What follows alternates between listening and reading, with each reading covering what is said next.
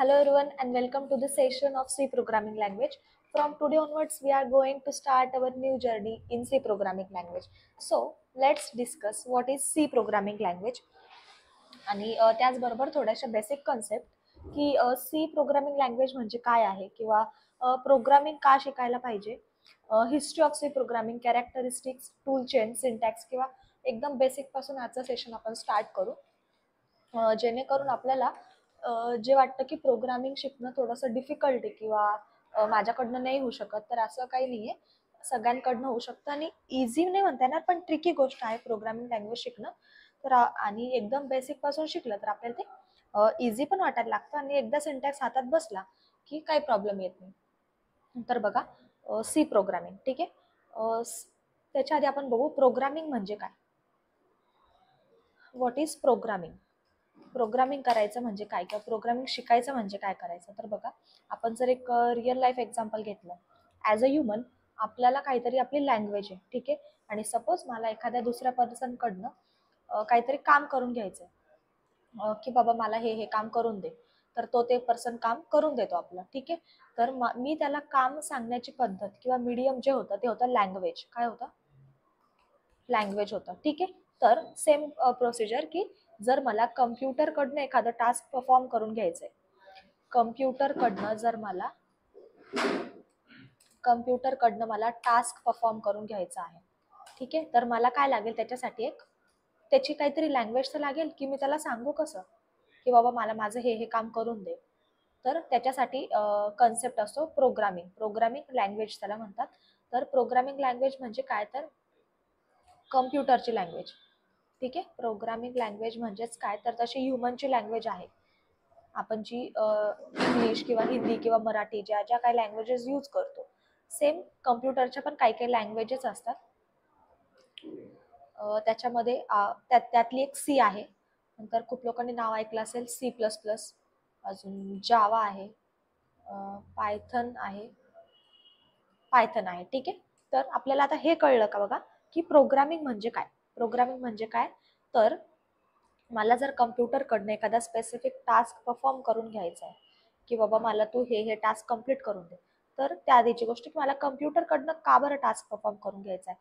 तर एकदम बेसिकची गोष्ट आहे की जर आपण ह्युमनला आणि कम्प्युटरला जर कम्पेअर केलं तर बघा कसं होऊ शकतं की ह्युमनकडनं मिस्टेक्स होऊ शकतात, पण कम्प्युटरकडनं पण होऊ शकतात, कारण की कम्प्युटरला ह्युमनच इन्स्ट्रक्शन देतो. पण त्याचं जे एरर नंबर ऑफ एरर्स आपण त्याला म्हणू किंवा ॲक्युरसी लेवल, तर ती कम्प्युटरची जास्त ॲक्युरेट असणार आहे ठीक आहे. आणि आपलं वर्क जे आहे ते फास्ट होणार आहे.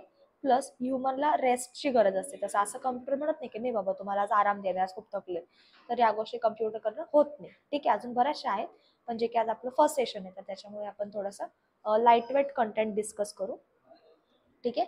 तर हे असतं प्रोग्रामिंगचा मोटिव्ह, प्रोग्रामिंगचा पर्पज, की आपल्याला प्रोग्रामिंग का करायचं आहे, तर कम्प्युटरकडनं टास्क परफॉर्म करून घ्यायचा आहे युझिंग प्रोग्रामिंग लँग्वेज ठीक आहे. ओके, तर next point is what is C. What is C ठीक आहे. सी म्हणजे काय, तर आपण थोडंसं ना, सी ही एक प्रोग्रामिंग लँग्वेज आहे जिचा यूज करून आपण कम्प्युटरला इन्स्ट्रक्शन देऊ शकतो ठीक आहे. अशी एक लँग्वेज जी की आपण यूज करतो कम्प्युटरला इन्स्ट्रक्शन देण्यासाठी. अगेन जसं ह्युमनच्या मल्टिपल लँग्वेजेस आहे, सेम कम्प्युटरच्या पण मल्टिपल लँग्वेजेस आहेत. काही डिरेक्टली ऑपरेटिंग सिस्टीम सोबत कम्युनिकेट करतात, ज्याला की नेटिव्ह प्रोग्रामिंग लँग्वेजेस म्हणतात. काही काही असतात ऑब्जेक्ट ओरिएंटेड, काही काही असतात virtual machine based, object oriented असतात. तर या टाईप्सच्या लँग्वेजेस असतात. त्यापैकी सी आहे प्रोसिजरल ओरिएंटेड मध्ये येते ती. प्रोसिजरल ओरिएंटेड ठीक आहे. प्रोसिजरल ओरिएंटेड ठीक आहे. ती एक प्रोसिजरल ओरिएंटेड लँग्वेज आहे. तर त्याच्या आधी आपण थोडंसं त्याच्या हिस्ट्रीबद्दल डिस्कस करू, म्हणजे आपल्याला थोडंसं छान वाटेल की काय गरज होती किंवा काय नीड होती, आधीच्या लँग्वेजेसमध्ये काय प्रॉब्लेम होता, तर सी आपण का शिकायला पाहिजे हे सगळं. तर बघा, हिस्ट्रीमध्ये एकदम इन डेप्थ न जाता आपण थोडंसं लाईट वेट गोष्टी डिस्कस करू, जेणे फर्स्ट सेशन खूप जास्त हेवी नाही होणार. तर बघा, इन 1965, आता जे की आपण हिस्ट्री बघतोय म्हणजे आपण आहे ना थोडंसं त्याचं इयर्स जे आहे ते थोडेसे लक्ष देऊन बघितले तर ते जास्त छान. In 1965 people of AT&T Bell. बघा, असं आहे की जेव्हा इन 1965 मध्ये काय झालं की एक 3-4 लोक होते ज्यांचं नाव मी इथे लिहिते, शॉर्ट फॉर्म मध्येच लिहिते, ठीक आहे. डेनिस रिची नावाचे एक द लेजंड होते. डेनिस रिची, ब्रायन कर्निगन नावाचे नाव आहे त्यांचं, के थॉम्सन आणि एक आहे मार्टिन रिचर्ड नावाचे, बरोबर, के थॉम्सन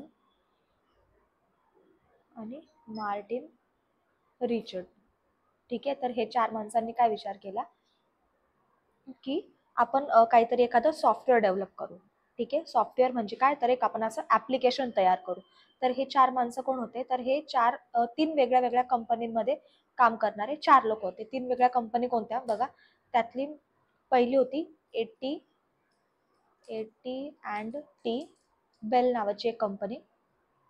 नंतर दुसरी जी होती ती MIT कोणता, पुण्याचं नाही, पुण्याचं नाही, MIT कोणतं, MIT युनिव्हर्सिटी. आणि एक होती GE नावाची कंपनी. GE म्हणजे काय, जीई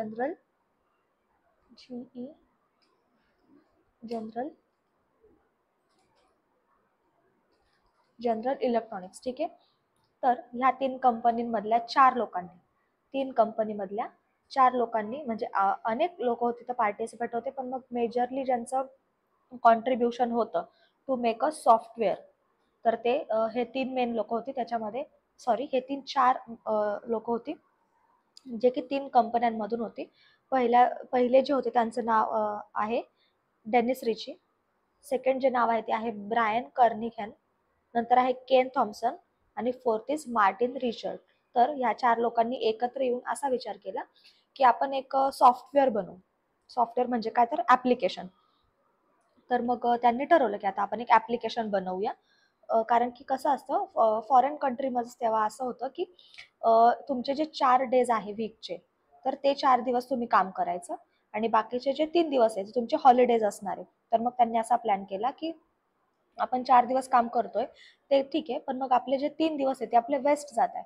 तर मग ते वेस्ट जाणारे दिवस आपण कसे युटिलाइज करू शकतो किंवा आपण त्या डेजमध्ये आपण काही करू शकतो का.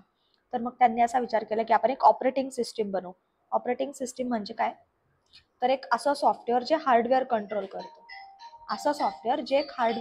करतं.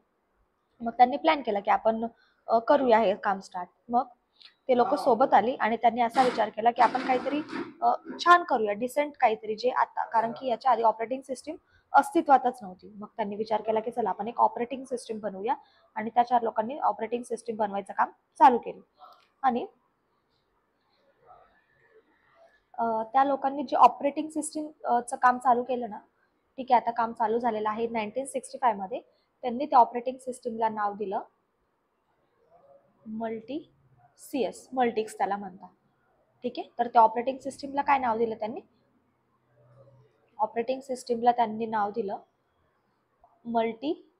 मल्टिक्स त्याला म्हणतात, CS. ठीक आहे. CS stands for computer science नाही, CS स्टँड्स फॉर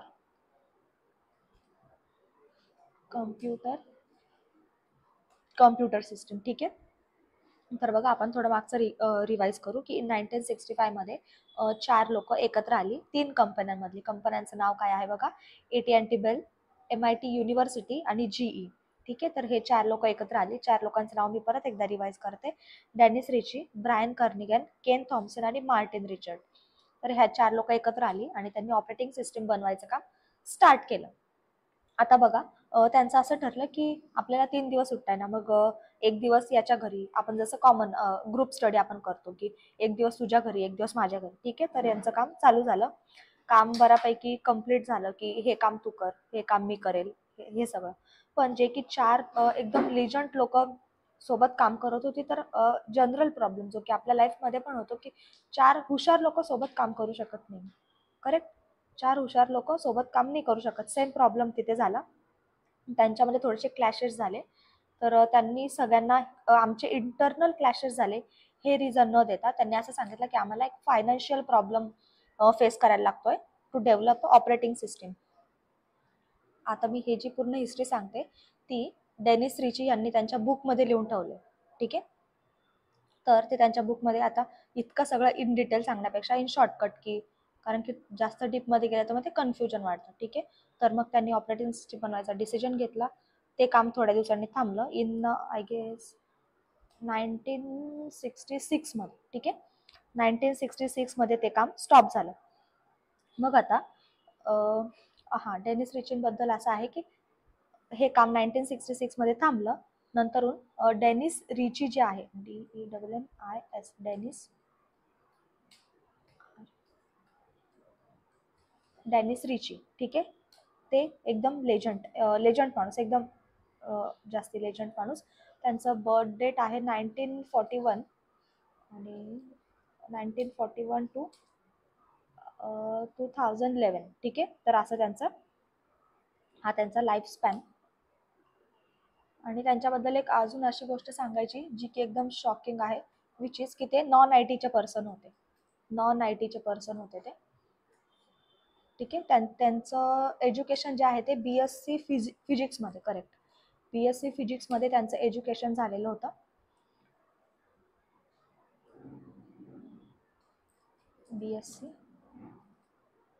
BSc फिजिक्समध्ये म्हणजेच काय, तर ते नॉन आय टीचे पर्सन होते.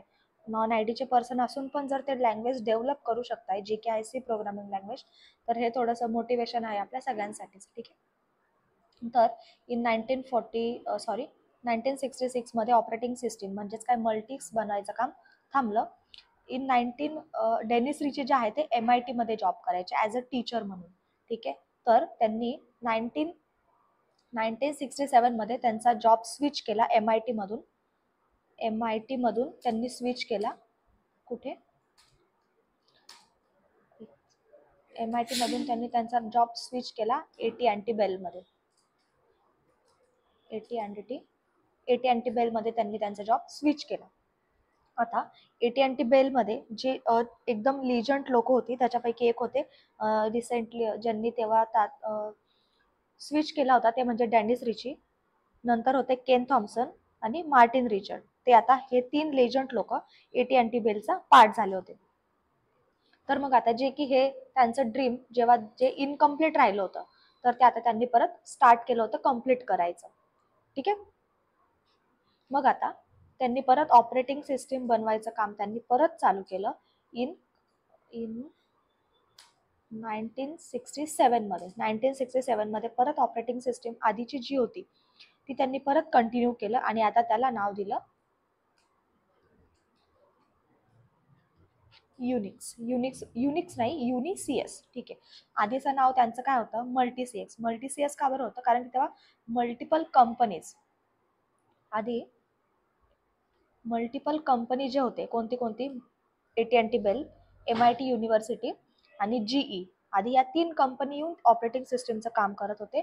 पण आता हे तिन्ही पण लोक जे की एकाच कंपनीमध्ये आहे जी आहे AT&T बेल, तर मग त्यांनी त्यांच्या ऑपरेटिंग सिस्टीमचं नाव दिलं युनिक्स नाही, युनिसीएस. ठीक आहे,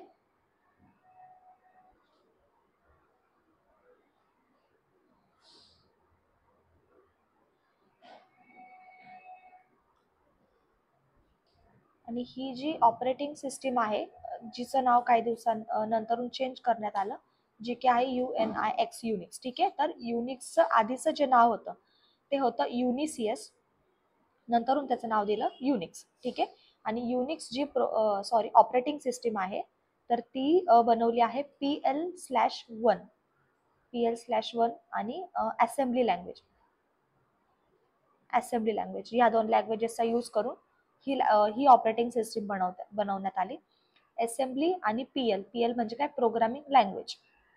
तर या 2 लँग्वेजेसचा यूज करून आधीची जी ऑपरेटिंग सिस्टीम आहे युनिक्स, तर ती बनवण्यात आली. पण मग डेनिस रिची सरांना असं वाटलं की नाही, याच्यापेक्षा आपण भारी किंवा एखादे जास्त फीचर्स असलेली आणि कम्पॅटेबल लँग्वेज आपण तयार करायला पाहिजे. याचे ड्रॉबॅक्स लक्षात घेऊन त्यांनी असं ठरवलं की आपण एक स्वतःची लँग्वेज डेव्हलप करू. तर मग त्यांनी तेव्हा सी लँग्वेजच्या डेव्हलपमेंटसाठी ते प्रोसीड झाले. पण त्याआधी त्यांनी जी लँग्वेज स्टडी केली, सी लँग्वेजच्या डेव्हलपमेंटच्या आधी जी लँग्वेज त्यांनी रेफर केली, ज्या लँग्वेजचा त्यांनी स्टडी केला, तर ती होती B language. B stands for BCPL.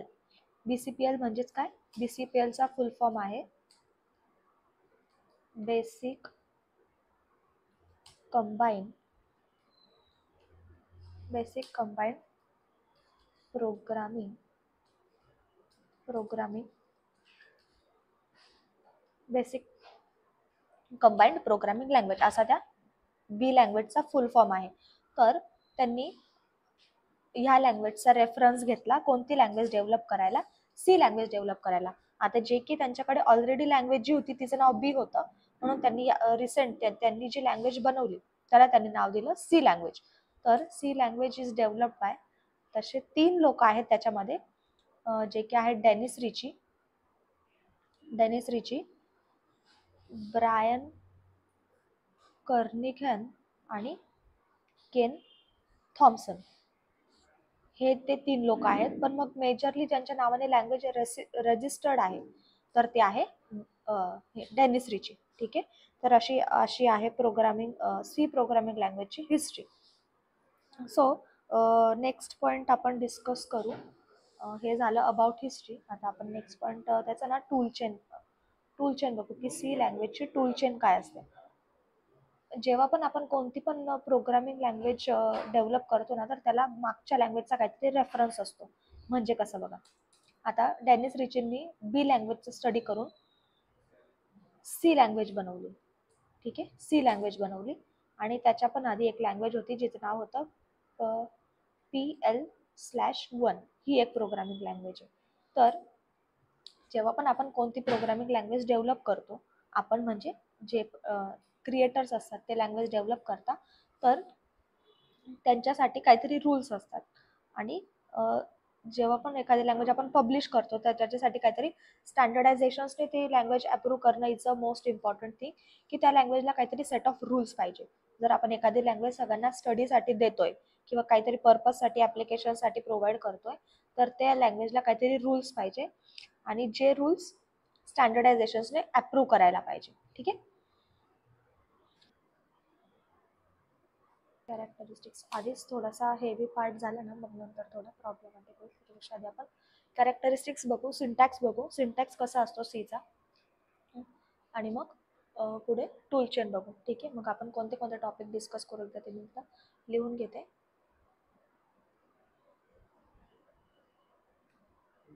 आधी कॅरेक्टरिस्टिक्स बघू, नंतर सिंटॅक्स बघू आणि त्यानंतर टूल चेन बघू. ठीक आहे.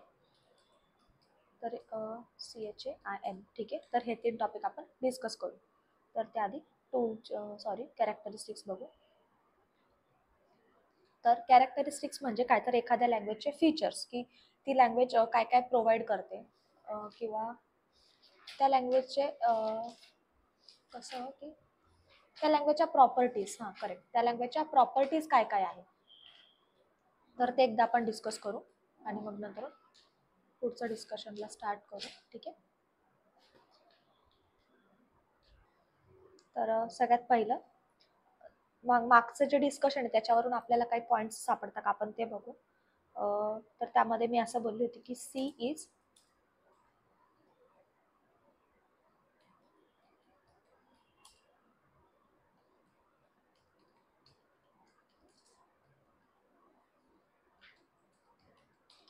बरोबर, C is procedural programming language. नंतर सेकंड पॉईंट असा होता की developed by, C is developed by Denis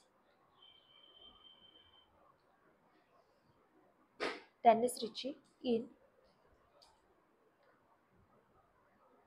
1970 मध्ये त्यांनी ती डेव्हलप केली आणि रिलीज झाली .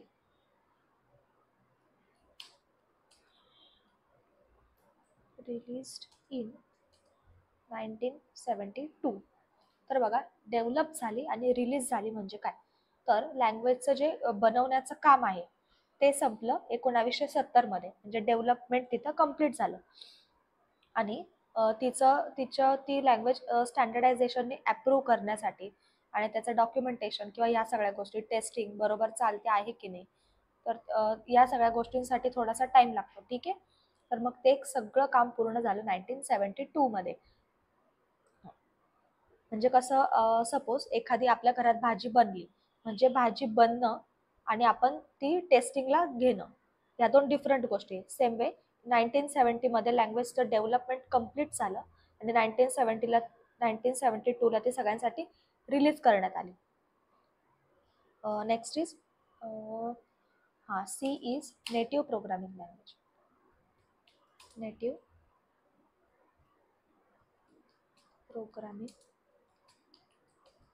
प्रोग्रामिंग लँग्वेज म्हणजे काय, एखादी अशी लँग्वेज जी की डिरेक्टली कम्युनिकेट करू शकते ऑपरेटिंग सिस्टीम सोबत.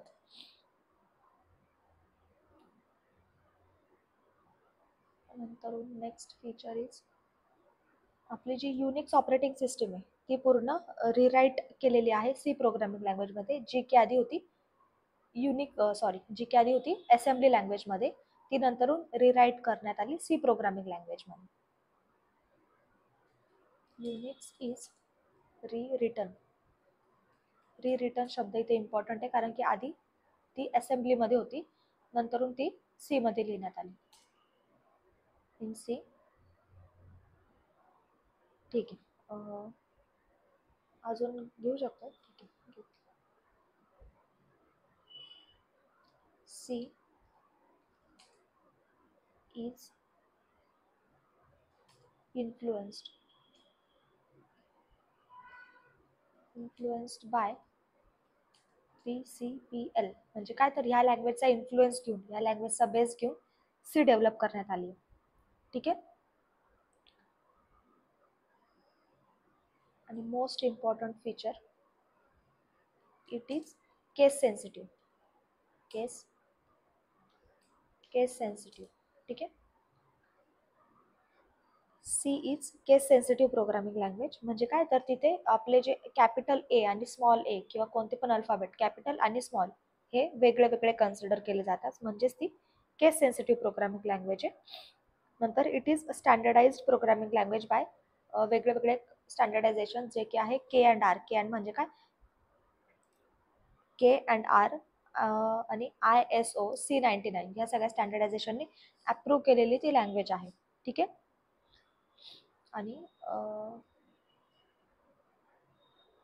It is block structure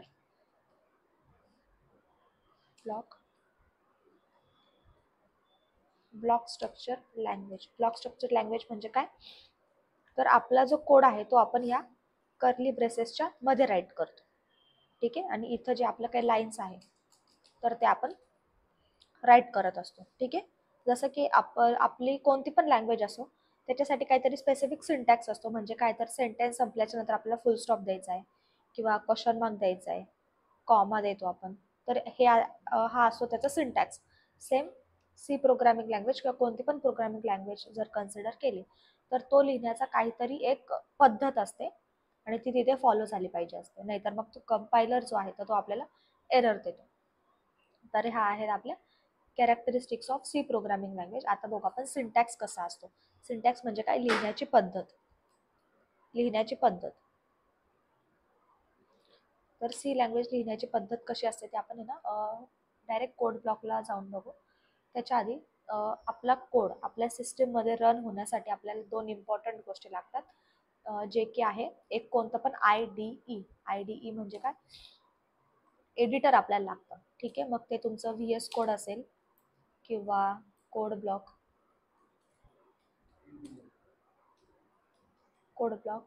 इंटेलिजे idea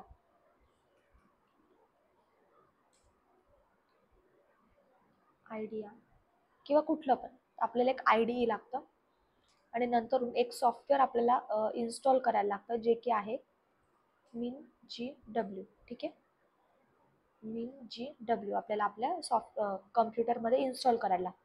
ह्या दोन गोष्टी असेल तरच आपला कोड रन होतो. तर आता आपण एकदा कोड ब्लॉकला जाऊ आणि बघू कसा असतो त्याचा syntax. Code block.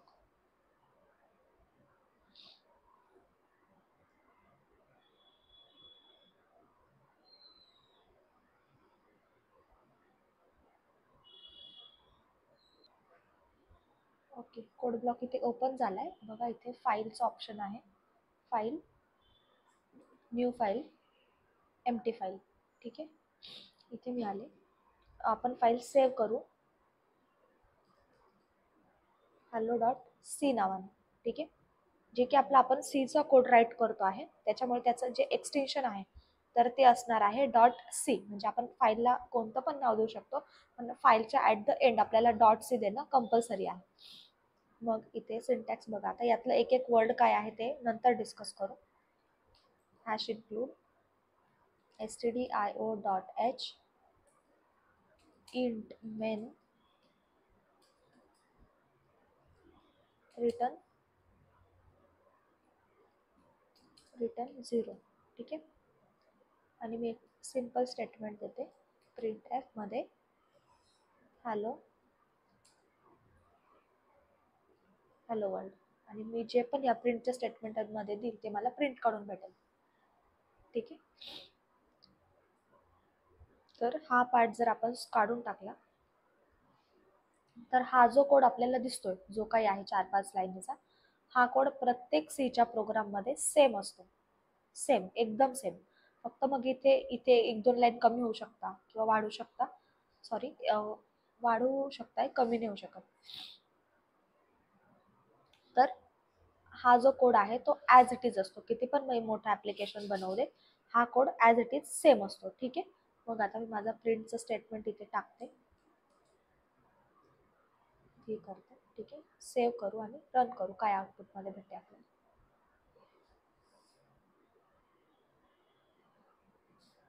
Okay, hello world. बघ दिसले इथं जे मी प्रिंट एफ मध्ये टाकलेलं सेंटेन्स आहे, स्टेटमेंट आहे, ते मला ॲज इट इज इथे प्रिंट करून भेटलेला आहे. आणि हा आहे माझा कन्सोल.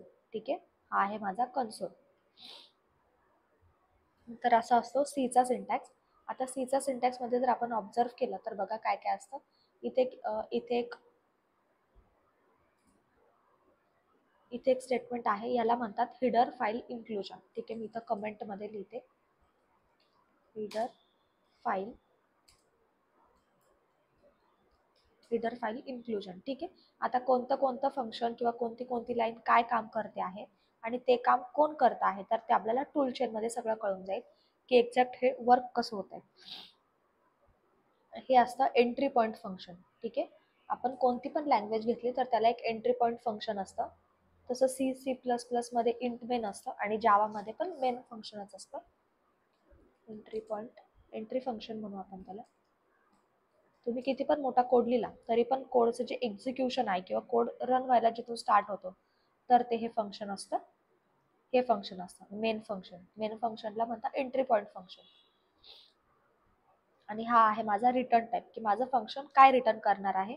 इंट म्हणजे काय, इंटिजर. आणि इथे बघा दिसला का इंटिजर, म्हणजे हे फंक्शन असं सांगता आहे की तू मला एक इंटिजर रिटर्न कर जेव्हा तुझं फंक्शन संपून जाईल. जेव्हा तुझं फंक्शन कम्प्लीट होईल तर तुम्हाला रिटर्न काय कर, इंटिजर कर. आपण इथं इंटिजर दिलेला आहे. ठीक आहे, नंतर हे असतं माझं डिस्प्ले करण्यासाठीचं फंक्शन. डिस्प्ले फंक्शन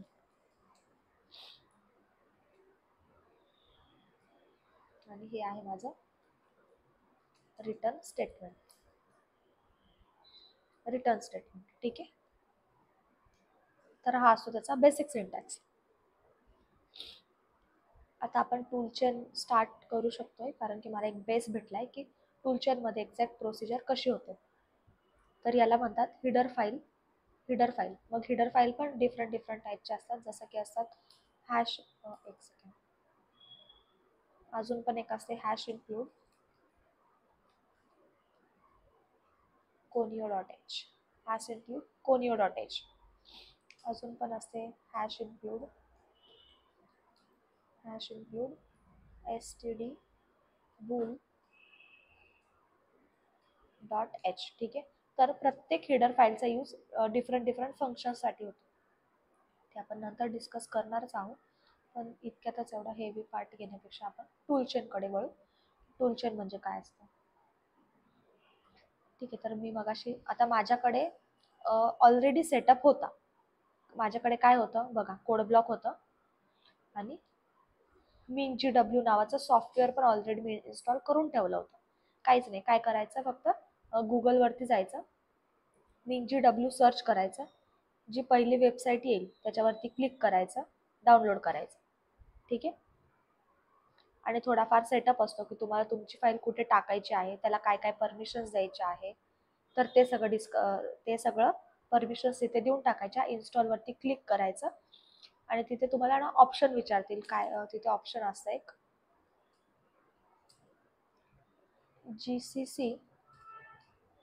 जीसीसी आणि G++. तर तिथे जाऊन आपल्याला ह्या दोन गोष्टी सिलेक्ट करायचा. चेकबॉक्स असतो, चेकबॉक्समध्ये जाऊन ह्या दोन गोष्टी सिलेक्ट करायच्या. कधी? फाईल डाउनलोड केल्याच्या नंतर. फाईल डाउनलोड केली की त्याच्यावरती डबल क्लिक करायचं, ते तुम्हाला परमिशन्स विचारतील, त्या परमिशन अप्रूव्ह करायच्या आणि त्याच्यामध्ये पुढे जाऊन चेकबॉक्स भेटेल, तिथे हे दोन ऑप्शन जिथे असेल तिथे फक्त क्लिक करून चेक करायचं आणि डाउनलोड इन्स्टॉल करून घ्यायचं. त्यात काही नाही आहे. आणि इन्स्टॉल झालं की त्याला आपलं कमांड प्रॉम्प्ट जे आहे ना, कमांड प्रॉम्प्ट किंवा CMD, त्याला एक कमांड द्यायची, GCC स्पेस -- व्हर्जन. ठीक आहे. म्हणजे काय की माझं इन्स्टॉलेशन व्यवस्थित झालेलं आहे की नाही, तर ते चेक करतं. जर कमांड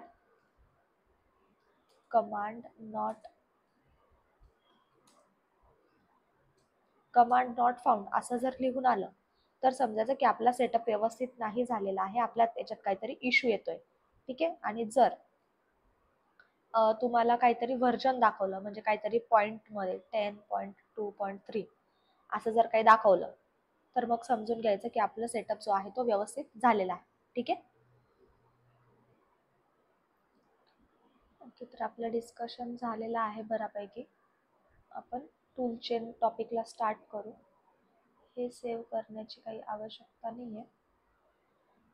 ठीक आहे. इथे एक नवीन टॉपिक स्टार्ट करू, विच इज टूल चेन. आता टूल चेन म्हणजे काय, तर chain of tool.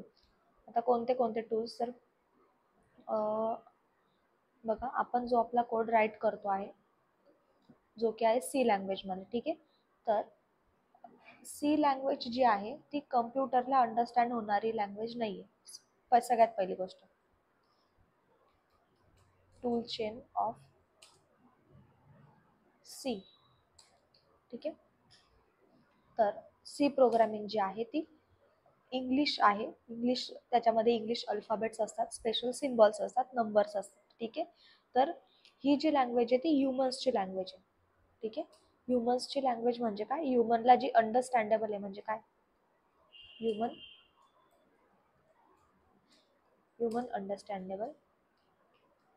Understandable language.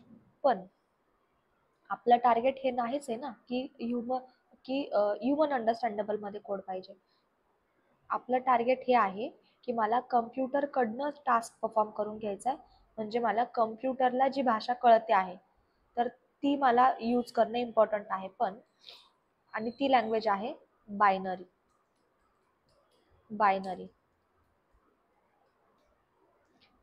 Language जशी आपल्याला जी कळते आहे ती C आहे. कळते आहे म्हणजे जी कळणार आहे ती C आहे.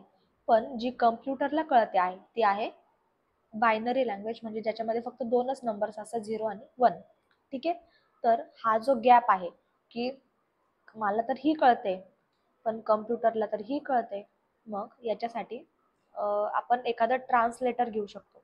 ट्रान्सलेटर म्हणजे काय, तर एका लँग्वेज म्हणजे जो माझी लँग्वेज घेईल आणि त्याला ट्रान्सलेट करेल कम्प्युटरच्या लँग्वेजमध्ये. सपोज आपण कुठलं पण एखादं फॉरेन कंट्रीमध्ये गेलो आणि मला त्यांची लँग्वेज येतच नाहीये, तर तिथे एक ट्रान्सलेटर असतो जो काय करतो, इंडियन्सची लँग्वेज घेईल, त्याला प्रोसेस करेल आणि त्याचं कन्व्हर्जन करेल एखाद्या फॉरेन लँग्वेजमध्ये जी की समोरच्याला अंडरस्टँड होते. ठीक आहे. तर हा जो गॅप आहे कोणता, ह्युमनची लँग्वेज आणि मशीनची लँग्वेज, ही हे हे ट्रान्सलेट करण्यासाठी एखादं टूल किंवा मल्टिपल टूल्स लागतील. ठीक आहे, तर ते टूल्स म्हणजेच काय, तर टूल चेन म्हणजे एका टूलमधून दुसऱ्याकडे जाईल. तो त्याला पहिला टूल काहीतरी प्रोसेस करेल, तो दुसऱ्या टूलकडे पाठवेल, दुसरा त्याच्यावर काहीतरी प्रोसेस करेल, तिसऱ्याकडे पाठवेल, तिसरा काहीतरी प्रोसेस करून असं करत करत करत करत human understandable to machine understandable ती लँग्वेज कन्वर्ट होणार आहे. ठीक आहे, मग आता हे कळलं का की टूल चेन म्हणजे काय किंवा त्याचा पर्पज काय आहे. तर पर्पज असा आहे की to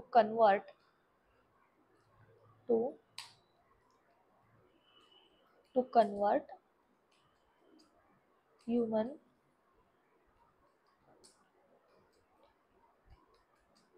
human understandable language into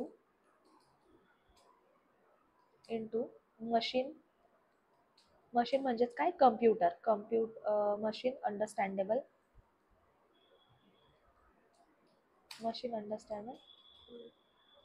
machine understandable language. ठीक आहे, टूल चेन म्हणजे काय, तर चेन ऑफ टूल्स असं करू आपण. टूल्स युज्ड, हां इथे टूल नाही, इथे टूल्स म्हणू कारण ते मल्टिपल आहेत. तर बघा, टूल चेन म्हणजे काय, tools use to convert human understandable language into machine understandable language. ठीक आहे, पर्पज कळला का, की मी बायनरी लँग्वेज शिकूच शकत नाही ॲज अ ह्युमन, आणि कम्प्युटर शिकू शकत नाही ह्युमनची लँग्वेज, ह्युमन शिकू शकत नाही कम्प्युटरची लँग्वेज. त्याच्यामुळे त्याचा इंटरमिडिएट असा आहे की तुम्ही एखादं असं सॉफ्टवेअर बनवा, असे सॉफ्टवेअर्स बनवा की जे एक लँग्वेज घेतील आणि दुसऱ्यामध्ये ट्रान्सलेट करून देतील.